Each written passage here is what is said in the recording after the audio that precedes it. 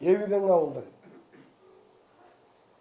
రాజకీయ నాయకులు అంటారా, ముఖ్యమంత్రి మీద కూడా వచ్చినాయి సోషల్ మీడియాలో, కొన్ని నా మీద వచ్చినాయి, నిన్న మొన్న ఇంకో మంత్రి మీద కూడా వచ్చినాయి. సరే, రాజకీయాలలో విమర్శలు ఉంటాయి, ప్రశంసలు ఉంటాయి, మేము తట్టుకుంటాం. కానీ మీరు 24 గంటలు ఐఏఎస్ ఎంపీ కంటే మీరు చూడండి ఎన్ని ఏళ్ళ మీద చెప్పవచ్చు, వేల మీద ఉంటారు. 140 కోట్ల మంది, ఎంతమంది ఐఏఎస్ ఐపీఎస్ ఆఫీసర్లు ఉంటారు. ఇప్పుడు వాళ్ళ ఫ్యామిలీ వాళ్ళు ఏ విధంగా ఆలోచించుకోవాలి, ఎట్లా బతకాలి మీరు అంటే సమాజంలో మీకు ఏ ప్రింట్ కానీ ఎలక్ట్రానిక్ కానీ సోషల్ మీడియా కానీ మేము గౌరవిస్తాం, కానీ మీకు ఎంతో బాధ్యత ఉంటుంది. ఆ బాధ్యతను నిర్వర్తించడంలో మీరు కరెక్ట్గా ఉండాలనే నా విజ్ఞప్తి. మీరని వాళ్ళని మానసిక విధంగా ఇబ్బందులు పెట్టి మీకు వ్యక్తిగతంగా ఏమైనా చెప్పాలంటే మీకు డైరెక్ట్గా వచ్చి చెప్పొచ్చు, మీ ఇది తప్పు ఇది కరెక్ట్ అని కూడా మీరు చెప్పొచ్చు. కానీ మీ సోషల్ మీడియా ఛానల్ పెట్టి అందుకనే మీ సోషల్ మీడియా వాళ్ళని కూడా విమర్శిస్తలేను. మీరే ఆలోచించుకోని, మీకు రేపు పరిస్థితి అయితే ఏదో విధంగా మీరేమైనా చేసినా చేయకుండా మీ మీద కోపం ఉన్నా లేదని పెట్టుకోవచ్చు. దీనికి లిమిట్ లేదు కదా, దీనికి ఏం మీద అబ్జెక్షన్ లేదు కదా, దీనికి పెట్టుకుంటే అప్పుడు మీరు ఎట్లా ఉంటారు. ఇప్పుడు ఆ ఐఏఎస్ ఆఫీసర్ పరిస్థితిలో ఉంటే మీ పరిస్థితి ఏంది, మీ ఇంట్లో పరిస్థితి ఏంది, మీ బంధువుల పరిస్థితి ఏంది. నిజంగా ఎందుకంటే ఒక మహిళా ఆఫీసర్లు అంటే వాళ్ళు ఉద్యోగాలు చేయడమే తప్ప ట్రాన్స్ఫర్లు వాళ్ళు చేస్తుంటారు. గవర్నమెంట్ వాళ్ళ ఇష్టమైనట్టు ఎక్కడ ఎప్పుడు చేయాలి అడ్మినిస్ట్రేషన్ ముఖ్యమంత్రి గారు అది. అరే గౌరవ ముఖ్యమంత్రి ప్రజల కోసం 24 గంటలు పనిచేసే ముఖ్యమంత్రి ఒక్కరోజు రెస్ట్ తీసుకోకుండా ఆయన మీద కూడా ఆ మధ్యలో సోషల్ మీడియాలో ఒకటి చూసిన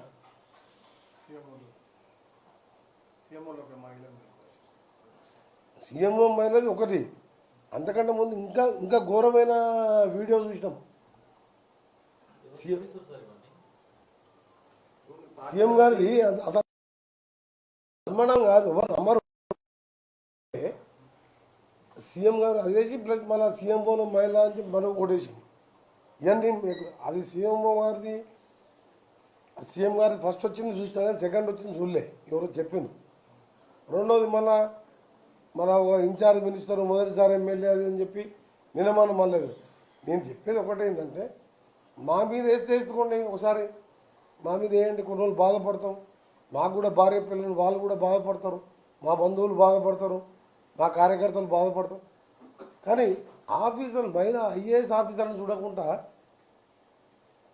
అసలు ఎక్కడ పోతుంది అర్థమవుతలేదు నాకేది. లేదు నా మీద కాదు, బాగా సీఎం మీద నువ్వు వేసినావు, నువ్వు కాదు. సీఎం గారు పోతున్నట్టు బండి నడుపుతున్నాడు, ఒక ఫోటో వేసి పెట్టిన ఐటమ్ సీఎం వల్ల మహిళా ఆఫీసర్ మొత్తం. ఎప్పుడో సీఎం చూసిన మీ మహిళా ఆఫీసర్ సీఎం గారు ఎప్పుడన్నా ఆఫీస్లో మీరు చూసినా ఏం ఐటమ్ అది. నేను మొదటిసారి ఎమ్మెల్యే ఇన్ఛార్జ్ మినిస్టర్ అని, ఇప్పుడేమో నల్గొండ మినిస్టర్ చంద్రబాబు మినిస్టర్ అని ఇవన్నీ మీరు చూసినా మీరు దీనికి దానికి అదే ఎవరు అనుకుంటే మీరు వేస్తున్నారు.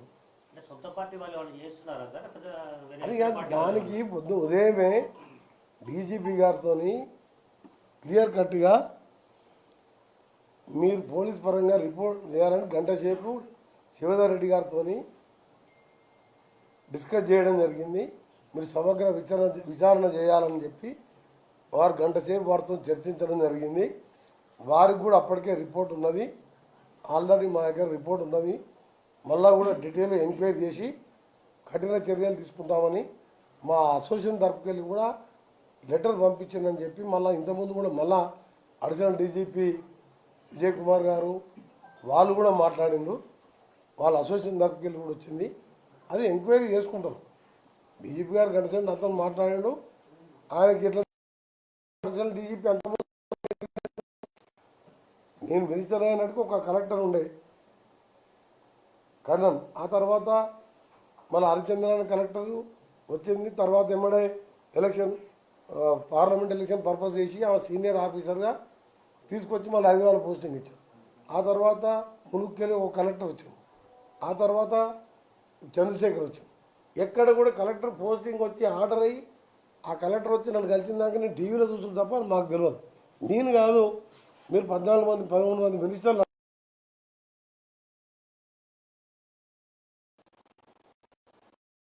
ఏ ముఖ్యమంత్రి అయినా సరే కలెక్టర్ పోస్టింగ్ వాళ్ళ జోక్యం ఉండదు. అందుకనే ప్రభుత్వం తరఫున మొత్తం డీటెయిల్గా ఎంక్వైరీ చేయాలనే నేను సీఎం గారికి చెప్పడం జరిగింది. డీజీపీ గారికి, ఇంటెలిజెన్స్ డీజీపీ గారికి డీటెయిల్ ఎంక్వైరీ చేసి ఇమీడియట్గా దీని మీద వాస్తవం ఏంది, తప్పుడు వార్తలు ఏంది తీసుకోవాలని చెప్పి నాకు ఇవన్నీ చూస్తుంటే ఏంటంటే ఒక ఏదో ప్రభుత్వాన్ని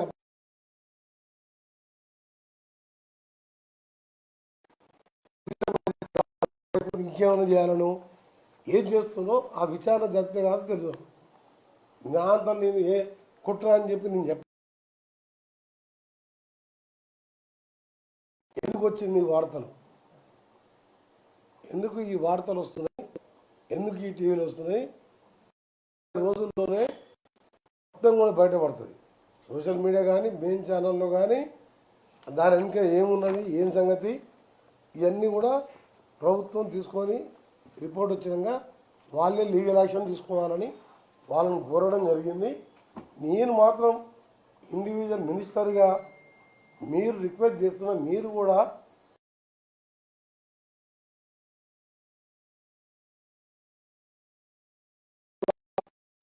ఎవరైనా మీకు పడని వాళ్ళు, మీ పోటీ వాళ్ళు ఇలాంటి ఇంకో సోషల్ మీడియా ఏదో యూట్యూబ్ కావాలని ఇంకోటి 50 యూట్యూబ్ ఛానల్ అంటే పెట్టుకోవచ్చు. పెట్టుకొని ఇష్టం పెట్టేసి వైరల్ చేసుకోవచ్చు గ్రూప్ల ద్వారా. మీకు కూడా ఎవరైనా పెడితే అప్పుడు మీరు ఏమవుతారు, మీరు బాధపడతారు కదా. మహిళా ఆఫీసరు మన ఇంట్లో మహిళల మీద కానీ ఆఫీసర్ అనేది చాలా తక్కువ. ఐఏఎస్ ఐపీఎస్ ఆఫీసర్ల మీద వాళ్ళకి రేపు డ్యూటీ చేయాలంటే కూడా సగం మంది మహిళా ఐఏఎస్ కలెక్టర్లు వాళ్ళే ఉన్నారు. నేను head quarter MLA come local ఎమ్మెల్యేగా పోయినప్పుడు కలెక్టర్ గారు రివ్యూ చేసుకోవడం తప్పదు. నీకు 10 జిల్లా సగం జిల్లా కలెక్టర్లు వాళ్ళే. ఇట్లా సీఎం మీద మినిస్టర్లు 2-3 మినిస్టర్ల మీద చేసిండు అంటే మీరు దీనికి ఫుల్ స్టాప్ పెట్టమని మాత్రం మీ అందరికి రిక్వెస్ట్ చేస్తున్నా. మీరు ఏమన్నా ఉంటే వాస్తవం ఉంటే మీరు రిటర్న్గా ఇవ్వచ్చు, లేకపోతే మాకు చెప్పవచ్చు, లేకపోతే మీరు కరెక్ట్ చెప్పవచ్చు. దాన్ని ఇబ్బంది పెట్టి మానసికంగా ఇబ్బంది పెట్టడాన్ని నేను తీవ్రంగా ఖండిస్తూ మీ అందరూ కూడా ఒకటే, నాకు దేవుడు అంటే చాలా ప్రజలన్నా నాకు ఎంత నమ్మకం అంటే ఒక మామూలు మధ్యతరగతి మిడిల్ క్లాస్ ఫ్యామిలీకి వెళ్ళి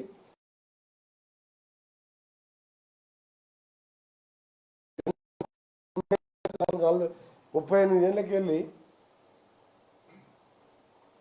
పార్టీ కోసమే అటు కమ్యూనిస్టులతోని, టీఆర్ఎస్తోని, టీడీపీతోని కొట్లాడితే అధిష్టానం గుర్తించి 7 సార్లు పోటీ చేసే అవకాశం ఇస్తే 6 గెలిచి 2 సార్లు మంత్రిగా, ఒకసారి పార్లమెంట్ సభ్యునిగా నా డ్యూటీలో కేంద్ర మంత్రుల దగ్గర, ప్రైమ్ మినిస్టర్ దగ్గర కొట్లాడి 1000 కోట్ల నిధులు తీసుకురావడం కాదు, ఎమ్మెల్యేగా రాజశేఖర రెడ్డి గారు ఎస్ఎల్బి చేయడం, ఈ అన్నిటికీ ఒక ఎత్తు. తెలంగాణ కోసం పిల్లలు చనిపోతుంటే మీ ప్రెస్ వాళ్ళు కూడా చాలామంది ఇప్పుడు తెలంగాణ ఉద్యమంలో ఉన్నారు. అది అందరూ ఉద్యమం చేస్తున్న మనం ఎందుకు చేయొద్దంటే 3 సంవత్సరాల మంత్రి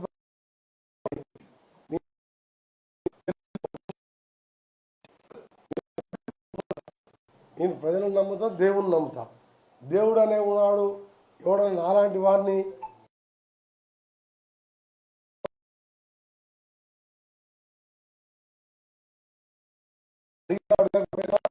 స్కూళ్ళు కాలేజీలే కాదు, వందలాది మంది డాక్టర్లు, గీటర్లు, ఐఐటి వాళ్ళు, నల్సర్ వాళ్ళు వచ్చిన వాళ్ళు సంవత్సరానికి 100 మంది ఉంటారు స్టూడెంట్స్ యావరేజ్. మీరు ఎప్పుడు కూడా బయట ఎన్నికలప్పుడు కూడా నేను చెప్పలేదు ఇంతమంది చదివిస్తా, ఇంతమంది చదివి, ఎందుకంటే ఇది రాజకీయాల కోసం కాదు. వేదాంత గ్రూపు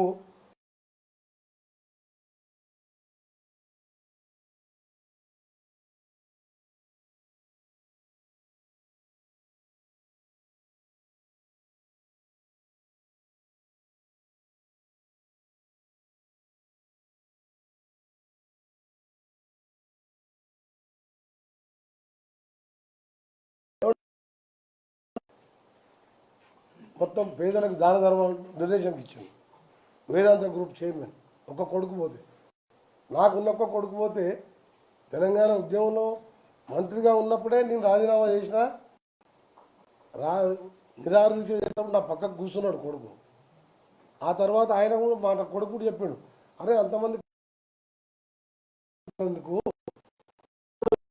చేయి రాజీనామా చేయి అన్నాడు. అంటే అలాంటి వ్యక్తి నల్గొండలో కిరాయి ఇంట్లో ఉంటూ R&B గెస్ట్ హౌస్లో ఉంటూ ఎవరు వచ్చినా మా ఇంటికాడ ఖాళీ చేతులతో పోరు. నా దగ్గర లేకున్నా ఎవరన్నా నేను సాయం చేసిన వాళ్ళని, అరే పలానా పేదోళ్ళు వచ్చిండ్రు చదువుకోవాలంట, ఏవో జబ్బు వచ్చిందంట, బిడ్డ పెళ్ళి ఉందంట అడిగాను ఇస్తా.